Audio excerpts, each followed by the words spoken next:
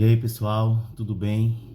É lamentável nessa situação que nós estamos aí de greve, mas diante da necessidade de vocês, que para vocês não ficarem parados, como eu combinei com vocês, eu vou iniciar algumas gravações do conteúdo, mas eu reitero aquilo que eu já disse. Meu objetivo é, obviamente, ministrar essas aulas de forma presencial, tá? Então aqui é só um reforço e uma espécie de sala de aula invertida, ou seja, vocês vão assistir esse conteúdo e quando chegar na nossa aula propriamente dita, isso vai ajudar vocês a entenderem melhor e fiquem à vontade para publicar dúvidas, tá? Eu vou estar sempre atento aí no Classroom. E a gente vai começar hoje, né? A gente iria começar imediatamente depois das minhas férias o assunto de algoritmos. Antes disso, eu iria falar sobre a liga de mentoria, mas a gente não... Eu prefiro falar sobre a liga de mentoria de forma presencial, tá? Então, nesse vídeo eu vou abordar sobre conceitos introdutórios de algoritmos, tá? E eu peço que vocês prestem bastante atenção, assistam essa aula quantas vezes for necessário, tá? Compartilhem aí com os colegas para que todos estejam cientes que o conteúdo está sendo publicado, embora a gente vá trabalhar com esse conteúdo de forma presencial e embora isso aqui não sejam aulas propriamente ditas, porque afinal nós estamos de greve, vale a pena sempre reforçar. Pois bem, gente, nós em sala de aula, como eu disse, iremos trabalhar sobre esse conteúdo, tá? Mas para começar eu queria perguntar a vocês o que vocês fazem para aqueles que gostam de cozinhar, né? Eu particularmente não sei nada, vocês já sabem disso, que eu já mencionei isso com vocês. Mas o que é que a gente faz para fazer um bolo de laranja? Então, se eu fosse abrir aqui, nós estivéssemos no momento síncrono, cada um ia dizer como faz, né? A gente define primeiramente quais são os utensílios, os ingredientes, a gente separa, né? E depois a gente segue uma lista de ações sequenciais, né? Eu não posso realizar determinada ação antes de outra, porque pode dar problema, sei lá, o bolo pode ficar socado, eu não posso deixar faltar algum ingrediente, o fermento, por exemplo, eu não posso deixar faltar, sei lá, o leite, dependendo do tipo do bolo. Então, todas essas ações, elas são tomadas, elas são realizadas baseadas em decisões, elas são repetidas quando for necessário. Por exemplo, existe um equipamento que é a batedeira, que faz o trabalho de repetição e ficar, né, batendo lá o bolo. Dentre várias outras ações que a pessoa que está fazendo o bolo realiza para que, ao final, esse problema esteja bem resolvido, que é o problema de produzir um bolo. Pois bem, isso tem tudo a ver com algoritmo. É comum, inclusive, a gente dizer que um algoritmo é como uma receita de bolo, tá? Um algoritmo, ele é um esquema lógico que segue uma sequência de passos, em que inclusive essa sequência de passos, ela não pode ser ambígua. Eu não posso ficar em dúvida se é o momento de adicionar sal ou se não é, se é o momento de bater o bolo ou se não é. Então o algoritmo, ele é um esquema lógico, tá? Que respeita um conjunto de regras, que é definido por uma estrutura de passos sequenciais, tá? Não ambíguos, mas também que pode ter estruturas condicionais e de repetição. Então, para efeito de comparação, uma receita de bolo é como um algoritmo e o próprio bolo, o bolo propriamente dito, é o sistema, é o aplicativo. Como assim, Bruno? Você, por exemplo, gosta de jogar um joguinho no celular.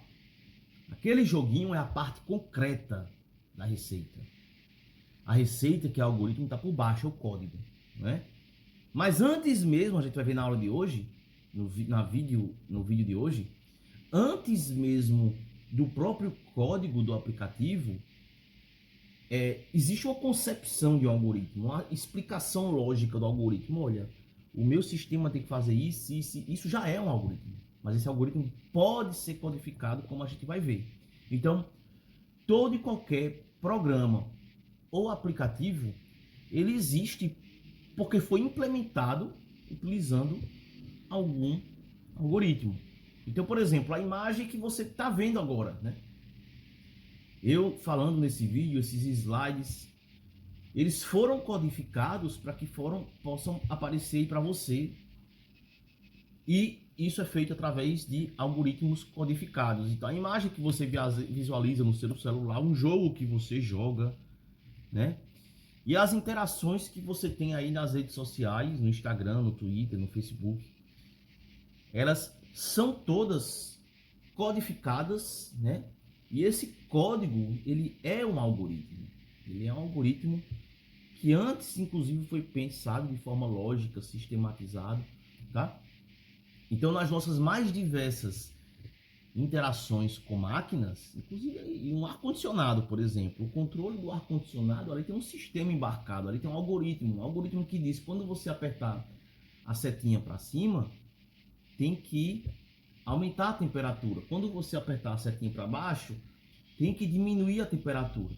Então, ali tem uma estrutura de condição. Se apertar a setinha para baixo, faça isso, né? Tem estrutura de repetição também. Então,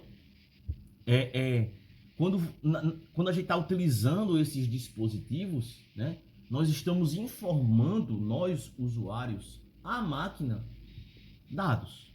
Quando eu aperto um botão do controle da minha Smart TV, eu estou dizendo para o sistema da minha televisão, olha, esse é o dado, eu quero que você escolha tal filme. Então eu estou passando um dado. Assim como quando você está no swap e você abre lá um requerimento, você está informando seus dados. Então os dados eles podem ser informados tanto por meio de um controle remoto, de um teclado, de um mouse, de uma câmera. Agora, por exemplo, essa câmera ela está pegando meus dados, minha imagem, meu som, né? Então esses dados a gente chama de dados de entrada de um algoritmo. E um sistema, por sua vez, ele gera dados de saída baseado no processamento do algoritmo. Por exemplo, quando você escolhe um canal, um programa de TV lá no Netflix, algo para você assistir, você passou um dado escolhendo no controle remoto e ele te retorna um dado de saída, que é o próprio programa, tá? Então, algoritmos eles são traduzidos para um computador em uma linguagem de programação, né? Então, um algoritmo, ele, como eu disse, ele é pensado, ele pode ser escrito, ele pode ser desenhado, depois ele pode ser codificado. Então, existem diferentes formas de representação de um algoritmo. Então, no nosso aprendizado, a partir de agora, a gente vai aprender a utilizar as estruturas de linguagens de programação para codificar os algoritmos. E qual linguagem a gente vai aprender? Python, tá? Então, a gente vai usar de forma explícita e implícita a lógica que a gente aprendeu nessa primeira fase da disciplina para estruturar os nossos algoritmos. De forma implícita é porque uma atividade como as ações de um bolo, elas seguem uma lógica implícita. Você tem que fazer isso antes disso. Mas também uma lógica explícita. Ou seja, a gente vai de fato codificar uma lógica. Se vai usar em Python uma palavra-chave chamada if. Isso for verdadeiro, essa condição for verdadeira, faça isso. Se isso e isso forem verdadeiros, ou seja, um ilógico, faça isso. Então, é uma lógica mais explícita. Então, antes de estruturar um algoritmo de forma lógica, deve-se saber o quê? Qual é o tipo de problema que o algoritmo deve resolver? Quais são as informações que serão manipuladas, que são recebidas do usuário, que serão tratadas, que serão passadas depois para o usuário? E quais são os passos efetuados para se atingir um fim específico? Por exemplo, o algoritmo de tomar um banho. A gente já pode perceber que tudo na nossa vida envolve algoritmos. Eu já falei sobre isso com vocês, né? Então, uma pessoa quando vai tomar um banho, primeiro tira a roupa, abre o registro, se ensaboa, se seca, depois fecha o registro de água. Um algoritmo para trocar um pneu de carro, a gente já conversou isso, inclusive em sala de aula, né? Primeiro afrouxar as porcas de forma não total, superficial, suspender o carro, depois retirar as porcas e o pneu, colocar o pneu reserva, apertar as porcas, abaixar o carro, dar um aperto final nas porcas. Isso aqui é um algoritmo. E por fim, calcular a média de um aluno. Informar as notas do aluno, realizar a soma das duas, dividir o resultado por 2, exibir a média. Dado de entrada, dado de saída. Processamento do algoritmo, 2 e 3. Beleza. Pergunta. Esses são os únicos algoritmos corretos para esses problemas? Não. Então isso é uma informação importante. Um algoritmo ele não necessariamente é único para resolver um problema. Tá? E neste caso aqui, esses algoritmos foram representados de forma textual. Eu não tenho uma linguagem de programação resolvendo esses algoritmos. Agora aqui eu posso também representar esses algoritmos de forma gráfica, usando fluxogramas. Então aqui eu tenho um algoritmo representado de forma gráfica, usando fluxogramas, um fluxograma, e esse algoritmo é o algoritmo de calcular a média de um aluno. Essa bolinha toda preta representa o início do algoritmo. Essa bolinha aqui preta com circunscrita nesse círculo de borda preta representa o fim do algoritmo. E esses retângulos representam estados do algoritmo. Então veja bem, iniciou o algoritmo, obtém 2 notas, calcula a média, exibe a média, finalizou o algoritmo, resolvi o problema. Tá? Eu poderia deixar esse algoritmo mais rico para informar se o aluno está aprovado ou se está reprovado. Por exemplo, iniciou o algoritmo, obtém as 2 notas, calcula a média. É aqui, ó. Essa figura geométrica, esse losango, representa o quê? Representa uma decisão. A média é maior ou igual a 60? Sim. Então o aluno está aprovado, exibe a média, finaliza o algoritmo. A média é maior ou igual a 60? Não. Então o aluno está reprovado, exibe a média, finaliza o algoritmo. E o algoritmo, por fim, ele também pode ser representado por linguagens de programação. Então aqui eu tenho 3 exemplos de algoritmos representados em 3 diferentes linguagens de programação: Java, Python e C. São algoritmos que inclusive calculam a média de um aluno, com exceção desse aqui de Java. Então, como a gente pode ver, um algoritmo pode ser representado tanto em linguagem natural, usando português, inglês ou qualquer outra linguagem, em uma notação gráfica, usando neste caso um fluxograma, ou usando a linguagem de programação. Então, aquele algoritmo que eu desenhei, que eu escrevi, eu posso depois codificar. Tá? Então, por exemplo, como acender uma luz? Então, aqui tem um algoritmo textual de como acender uma luz. Se a luz estiver acesa, o problema está resolvido. Se a luz não estiver acesa, aperte o botão para ligá-la. Se a lâmpada ligar, problema resolvido. Se não, veja se a mesma está bem enroscada no bocal. Se a lâmpada estiver perfeitamente enroscada, verifique se a mesma está queimada ou quebrada, afinal ela não acendeu. Se a lâmpada estiver queimada ou quebrada, compre outra lâmpada. Se a lâmpada não estiver queimada nem quebrada, troque o bocal da lâmpada. Se a lâmpada não estiver bem enroscada no bocal, enrosque-a e aperte o botão para ligá-la. Se a lâmpada ligar, problema resolvido. Se a lâmpada não ligar, troque o bocal da lâmpada. Esse é o único algoritmo que resolve esse problema? Não, não é. Eu poderia escrever esse algoritmo de forma sistematizada, utilizando categorias como se fossem comandos. Veja, esse algoritmo está praticamente igual àquele, só que não está de forma narrativa. Então essa é uma segunda forma textual de se representar um algoritmo. E vejam bem, aqui eu tenho comandos condicionais. Tá? Se, não. Então vejam bem, esse se, ele diz o seguinte: se a luz estiver acesa, isso aqui é uma ação, que pode ser verdadeiro ou falso. Se ela for verdadeira, é um estado, perdão. eu executo essa ação. Então, se essa condição aqui estiver verdadeira, executa essa ação. Se estiver falsa, não vai executar essa ação, tá? Aí vai vir para cá. Então vamos lá.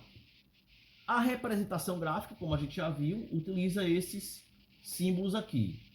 Losango para decisão, retângulo para uma instrução, um processamento, um estado.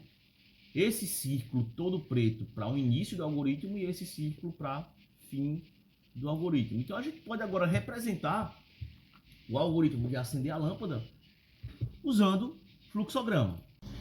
Então aqui nós temos o algoritmo desenhado de forma gráfica, né, para acender uma lâmpada. Esse algoritmo, como eu já disse, ele poderia ser representado de várias formas, né? E aqui, como a gente não aprendeu como representar uma estrutura de repetição, eu tive que trabalhar nele de uma forma que alguns estados fossem repetidos, tá? Mas a gente vai ver, inclusive, como se desenhar graficamente a estrutura de repetição e esse algoritmo ficar mais enxuto. Mas vamos lá. Aqui eu tenho o início do algoritmo, tá? Obtenho o estado da lâmpada, ou seja, olhar para a lâmpada, está acesa ou está apagada, né? Então a lâmpada está acesa? Sim, então finalizou o algoritmo. Não está acesa? Aperta o botão para ligar. Lâmpada está acesa? Sim, resolveu. Não. Tira a lâmpada e enrosca novamente. Aperta o botão para ligar. Lâmpada está acesa? Resolveu. Não, troca a lâmpada. Então veja que eu tenho aqui, ó, 3 condições sendo repetidas. No código isso pode acontecer? Claro que pode acontecer, né? Mas seria ideal aqui eu tentar sumarizar um pouco. Então teria uma forma de fazer aqui para que ficasse se repetindo. Veja que eu estou repetindo aqui 3 condições. 1, 2 ações, tá? Que é a de apertar o botão para ligar. Tá bom? Então, a minha pergunta é: esse é o único fluxograma correto? Já ficou claro que não. Se eu pedisse para você desenhar ou até escrever o algoritmo de como ligar uma lâmpada, você faria provavelmente diferente de mim. Então, o que eu quero dizer com isso é que diversos algoritmos eles podem resolver o mesmo problema, tá? O mesmo problema. Então, um algoritmo ele pode resolver um problema melhor do que o outro. Agora, o que é melhor? Melhor é muito subjetivo, Bruno. Uma resolução melhor, ela diz respeito pode dizer respeito a uma resolução mais rápida, que utiliza menos recursos, como menos memória, menos poder de processamento, menos informações. Então, assim como um bolo, eu posso cozinhar, fazer um bolo, e você pode fazer outro, seguindo a mesma receita, um bolo pode sair melhor do que o outro. Assim como nós podemos usar receitas diferentes para fazer o mesmo bolo, e nós temos bolos iguais, ou melhor, seja no gosto, na textura, na aparência, né? Por quê? Porque pessoas diferentes cozinham, preparam receitas que são teoricamente iguais, ou melhor, preparam bolos iguais, mas através de receitas diferentes, né? Então a gente utiliza, na verdade, a gente já observou aqui, algoritmos em várias situações, né, da nossa vida. Por exemplo, para chegar na escola, a gente utiliza algoritmos. Para ir para o trabalho, a gente utiliza algoritmos. Para decidir a hora de acordar, para decidir se vai namorar ou não, casar ou não. E, como já insistentemente falei, para preparar aquele bolo de chocolate. Tá? Para finalizar, eu queria deixar com vocês um vídeo de uma série que não lançam mais novos episódios, mas é uma série muito conhecida de nerd, né?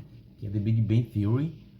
E é um momento em que Sheldon Cooper, ele desenha um algoritmo para se conquistar novos amigos. Então vocês vão ver aqui que ele liga para uma pessoa que ele quer ser amigo de forma interesseira, e ele criou aqui esse algoritmo de como se conquistar aquela amizade. Tem um momento aqui que esse colega dele, acho que é Hogwarts, o nome dele, ele faz uma mudança aqui e coloca um loop finito, porque ele tinha colocado um loop infinito, o Sheldon Cooper. Ele percebeu que estava numa repetição infinita, tá? Então, aqui é o algoritmo que ele desenha em tela.